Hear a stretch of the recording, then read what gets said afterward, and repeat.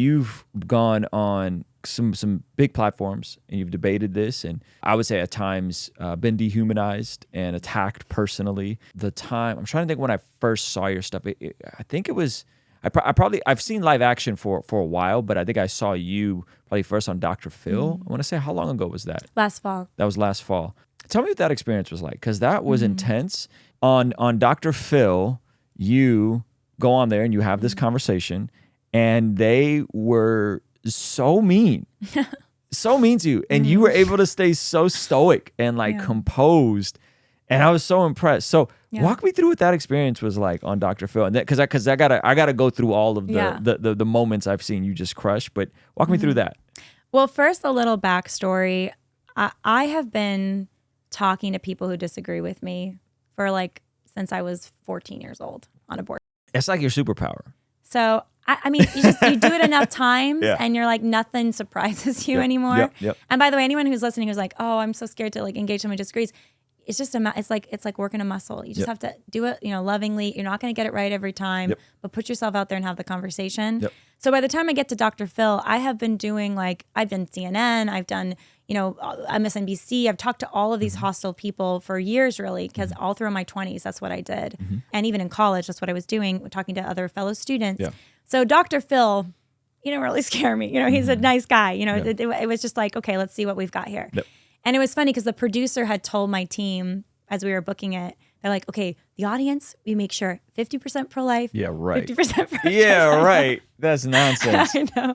And I was like, I kind of went, I'm a little suspicious about that because they say stuff like that. We're fair. And then afterwards, Dr. Phil asked the audience, how many of you support a woman's right to choose? And especially the way you say that. It's so biased. How many of you support dismembering a child in the womb, right? It depends how you say it. Right. And every hand almost shots at it, except for my friend in the audience, So I'm like, guys, come on. This was not set up to be fair to the pro-life point of view. But nonetheless, I think there's so much anger around a lot of things today. Yeah. Because a lot of people are hurting. And so when these discussions are had, that anger can bubble up. And when it comes to abortion, if you've had an abortion, and I've interviewed so many who've had abortions, I know people, people on our team, meaning they've had one and they realize what it was. And especially as a Christian, they repent for that. And they find forgiveness and healing for that. And they become some of our strongest ambassadors for life. But if you don't feel forgiven, if you haven't acknowledged what happened, if you're stuffing that pain and that shame down, what happens? Anger happens when you're confronted with reality. And so I see that a lot. And I think that's what happened on Dr. Phil is there were several audience members or members there who were advocating for abortion that were just angry. And they couldn't handle anyone daring to tell them that was a child. That was a human life, because that reality, and this is my psychoanalysis, I don't know their exact stories, but I see this at large. There's so much anger and pain out there. So when you see that anger, there's pain underneath it. And that's why I think it's a moment to be compassionate, honestly, because this is a person who's still at war with themselves or maybe someone close to them. And they're not going to find peace until they first acknowledge the reality of what that abortion was, which was the death of a child, the killing of a child. And then to deal with that reality, you need some serious grace. How can any of us deal with our own sin and shortcomings without serious grace? And if you reject that grace, I don't need it. It was my right. It's a woman's empowerment. I think that just leads to so much misery. Hey, you want to see something kind of crazy? Over 75% of the people that watch this channel are not subscribed. Please consider subscribing and turning your bell notification on so that you don't miss anything we have going here. Yeah, and so from your vantage point, was that a tough environment for you to be in terms of being the only pro-life voice in that room, more or less? I mean, there were a couple other pro-life, they kind of put them off on the side, that did say some really good things. I was the kind of main one up against, I think, 3 other, pro-abortion folks. I mean, I'm always going into those things. I do have a lot of interior, okay, am I going to do a good job? God give me the strength. I'm not perfect. I mess up. I'm not some infallible person. So I want to do a good job representing the truth and doing it with love. And I don't know what, tricks they're going to play or what they're going to throw at me. So there is certainly, some questioning going in. But again, if you do it enough times, it gets easier. Yeah. Yeah. So the first time I ever did like a live TV interview, that was like, I was like shaking my boots or whatever. I wasn't wearing boots, but I was like, how's this going to go? I'm going to totally screw up, and then afterwards, like, I totally did terrible. So, you do it enough times and it gets easier. Is that the best format for these sorts of conversations though? I think the best format is a long conversation between two people with maybe a moderator or a few people, not like let's have people fight on TV for 30 minutes and then call it, you know? Because it's tough to speak in sound bites. It really is. It's hard to speak in sound bites. And no Dr. Phil, it wasn't, it wasn't a CNN news hit where it's 5-minute segment on like, tell us why you're right. Never, right. Like it's not that form, but it's still a pretty condensed format. And it's so highly emotional. That moment I remember watching, it's like, wow, this is so highly emotionally charged because, and I'll tell you what I think the entire conversation comes down to towards the end in terms of my thoughts. So that I hope I don't forget. But it doesn't seem like it's the most conducive way to have these conversations, is in like back and forth, yelling, attacking, because it's the stuff that they were saying about you. I was like, ugh, like these are like not nice things to say. And it's not good faith, and it's strictly appeal to motive, as if like anyone who's pro-life is desiring to suppress women. Like that has to be a one-to-one. And it's like, that's no.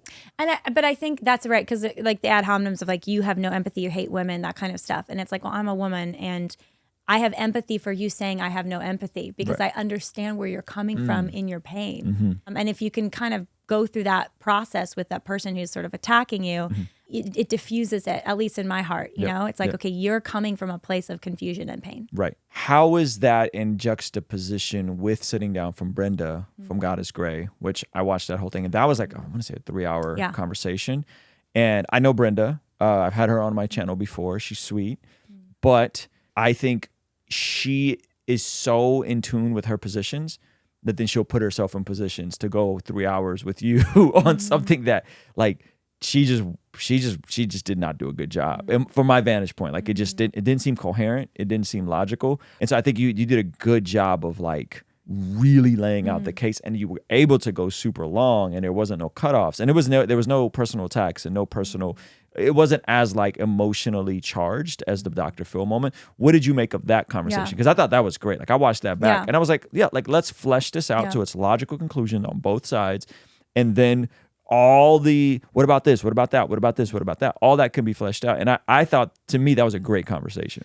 I thought so too. And a huge kudos to Ellen Fisher, who hosted that. She was great. She's a friend, and she's actually going to be coming to, I think, SoCal in a little bit. So amazing. Have her on. I would love to have her on. I know. But she's phenomenal, and she's such a loving person. And I think Brenda, I think she sincerely wanted to talk, and I really appreciated that. Sit down for 3 hours and talk. That's a big, a big Brenda's thing. Curious. That's what I appreciate about Brenda. Brenda doesn't just dismiss and discard people and label them as like, oh, you're just a pro-life fringe right activist. Like she's genuinely curious and I feel like tends to come from a good faith place. But I think she had a really hard job, which is defending what is ultimately the indefensible. Right. Like if you really sit down and unpack all the justifications for abortion, and you unpack what abortion is, and you unpack what has happened to our society post Roe v. Wade, you end up at the same place, which is that this is the intentional destruction of an innocent life, and we can do better, and we have to do better as a society. So let's work on making life better. Let's work on helping women and serving women, helping children, improve the foster care system, improve adoption, helping be there for single mothers. Like let's work on those positive things. And she kind of agreed with a lot of that, but at the same time, she was conflicted because, at least this is my impression, because I think when your brand or your political identity or social identity is that women's empowerment equals pro-choice, equals abortion, it's really hard to walk that back. Yeah. It's hard to walk that back. Yeah. That's why I have so much respect for, physicians who used to commit abortion, who are now passionately pro-life and speaking against it, Planned Parenthood workers who left Planned Parenthood and now are passionately speaking against it. Those conversion stories, that takes courage. Yeah. And it takes a willingness to be wrong and a willingness to be like, everything I said in the past, I don't stand by. Yeah. That's what we got to pray for, as Christians, pray for our enemies, pray for our opponents, because we are given this grace by God's grace. Yeah.